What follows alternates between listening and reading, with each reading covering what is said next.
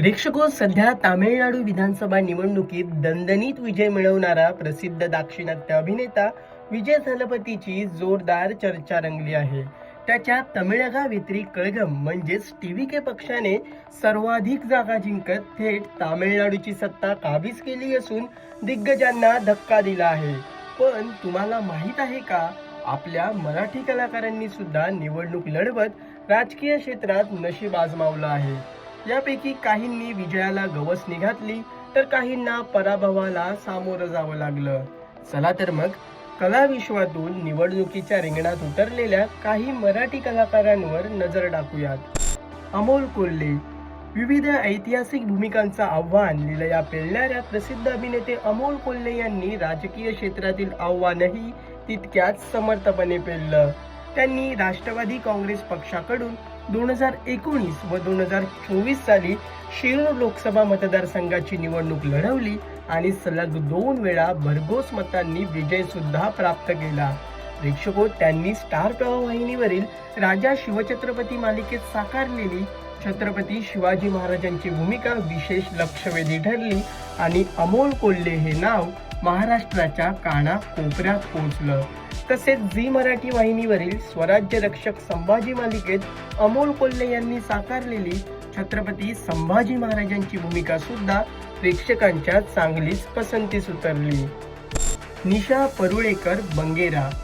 विविध मराठी नाटक, मालिका आणि चित्रपटांमध्ये वैविध्यपूर्ण भूमिका साकारत प्रसिद्ध अभिनेत्री निशा परुळेकर बंगेरा हिने प्रेक्षकांची मनं जिंकली. पण निशाने राजकारणातही दमदार विजय मिळवत सगळ्यांचंच लक्ष वेधून घेतलं. निशाने भारतीय जनता पक्षातर्फे 2026 साली पार पडलेली मुंबई महानगरपालिकेची निवडणूक लढवली आणि मागाठाणे विधानसभेतील प्रभाग क्रमांक 25 मधून विजयाला गवसणी घातली. तिनं सैर सई या नाटकात प्रसिद्ध अभिनेते भरत जाधव यांच्यासोबत काम केलं आहे. तसेच काळूबाई पावली नवसाला, अशी होती संत सकू, सासूच्या घरात, जावयाची वरात, पोलीस लाईन, हरिओम विठ्ठला, 3 बायका फजिती ऐका आदी चित्रपटांमध्ये वैविध्यपूर्ण भूमिका साकारल्या आहेत. तर दख्खनचा राजा ज्योतिबा या मालिकेत निशाने साकारलेली महालक्ष्मी अंबाबाईची भूमिका प्रेक्षकांच्या विशेष पसंतीस उतरली.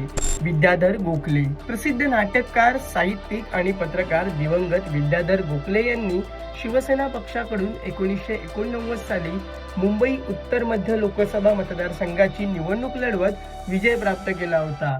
त्यांनी विविध मराठी नाटक आणि पुस्तकांचं लेखन केलं असून वृत्तपत्राचं संपादक पदही भूषवलं आहे. विद्याधर गोखले हे मराठी मनोरंजन सृष्टीतील दिग्गज अभिनेते विजय गोखले यांचे वडील आहेत. मच्छिंद्र कांबळी. मालवणी भाषा जगाच्या कानाकोपऱ्यात पोहोचवणाऱ्या दिवंगत रंगकर्मी आणि वस्त्रहरणकार मच्छिंद्र कांबळी यांनी 1998 साली काँग्रेसकडून तत्कालीन राजापूर लोकसभा मतदारसंघातून निवडणूक लढवली होती. मात्र मच्छिंद्र कांबळी यांना पराभवाला सामोरं जावं लागलं. परंतु विविध नाटकांमधून मालवणी भाषेचा डंका सर्वत्र वाजवणारं मच्छिंद्र कांबळी हे नाव आजही प्रेक्षकांच्या मनात घर करून आहे. आदेश बांदेकर. छोट्या पडद्यावरील होम मिनिस्टर कार्यक्रमातून घराघरात पोहोचलेले महाराष्ट्राचे लाडके भावोजी, निवेदक व अभिनेते आदेश बांदेकर यांनी 2009 साली शिवसेनेकडून माहीम विधानसभा मतदारसंघाची निवडणूक लढवली होती. मात्र आदेश बांदेकर यांना पराभवाचा सामना करावा लागला. परंतु आजही आदेश बांदेकर मनोरंजन विश्वात सक्रिय राहण्यासह राजकारणातही कार्यरत आहेत. ते शिवसेना उद्धव बाळासाहेब ठाकरे पक्षाचे सचिव आणि चित्रपट सेनेचे अध्यक्ष आहेत. महेश मांजरेकर.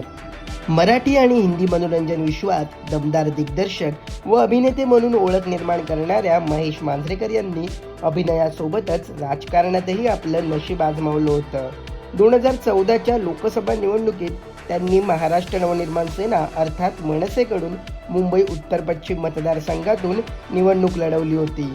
वास्तव, नटसम्राट आणि मी शिवाजीराजे भोसले बोलतोय सारख्या गाजलेल्या कलाकृतींमुळे लोकप्रिय ठरलेले महेश मांजरेकर यांची सुद्धा राजकीय एंट्री त्या काळात मोठ्या चर्चेचा विषय ठरली होती.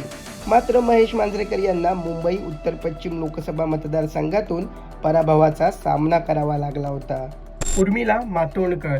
बालकलाकार म्हणून अभिनयाची सुरुवात करत हिंदी आणि मराठी मनोरंजन विश्वात स्वतःची वेगळी ओळख निर्माण करणाऱ्या उर्मिला मातोंडकर यांनी राजकारणातही एंट्री करत निवडणुकीच्या मैदानात नशीब आजमावलं. रंगीला, सत्या, भूत यांसारख्या गाजलेल्या चित्रपटांमधून लोकप्रिय ठरलेल्या उर्मिला यांनी 2019 साली काँग्रेस पक्षाकडून उत्तर मुंबई लोकसभा मतदारसंघातून निवडणूक लढवली होती. त्यांच्या राजकीय एंट्रीमुळे त्या काळात मोठी चर्चा रंगली होती. मात्र या निवडणुकीत त्यांना पराभवाला सामोरं जावं लागलं. दीपाली सय्यद, प्रसिद्ध अभिनेत्री, नृत्यांगना आणि बिग बॉस मराठीच्या 6व्या पर्वातून घराघरात पोहोचलेल्या दीपाली सय्यद यांनी मनोरंजन विश्वासोबतच राजकारणातही सक्रिय सहभाग घेतला. आपल्या स्पष्ट वक्तेपणामुळे कायम चर्चेत राहणाऱ्या दीपाली सय्यद यांनी 2014 साली आम आदमी पक्षाकडून अहिल्यानगर लोकसभा मतदारसंघातून निवडणूक लढवली होती. त्यानंतर त्यांनी शिवसेनेत प्रवेश करत 2019 मध्ये कळवा मुंब्रा विधानसभा मतदारसंघातूनही निवडणुकीच्या रिंगणात उडी घेतली.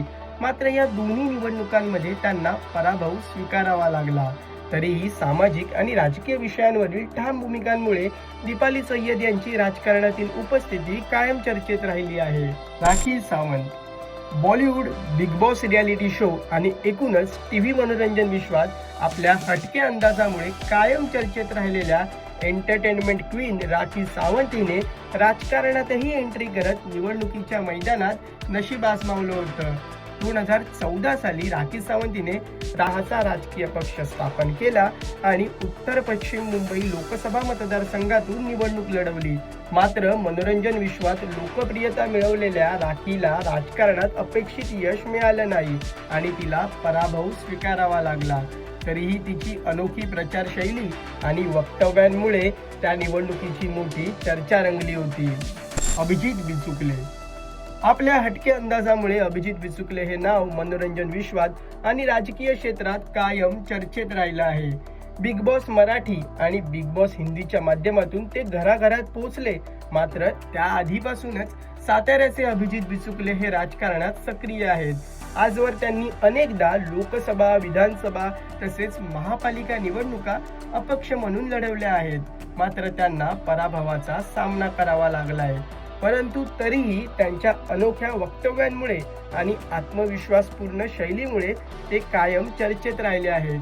प्रेक्षको, हा व्हिडिओ तुम्हाला कसा वाटला हे आम्हाला कमेंट करून नक्की कळवा आणि मनोरंजन क्षेत्रातील महत्त्वाच्या घडामोडी जाणून घेण्यासाठी लोकमत फिल्मीला सबस्क्राईब करायला विसरू नका. पाहत रहा लोकमत फिल्मी.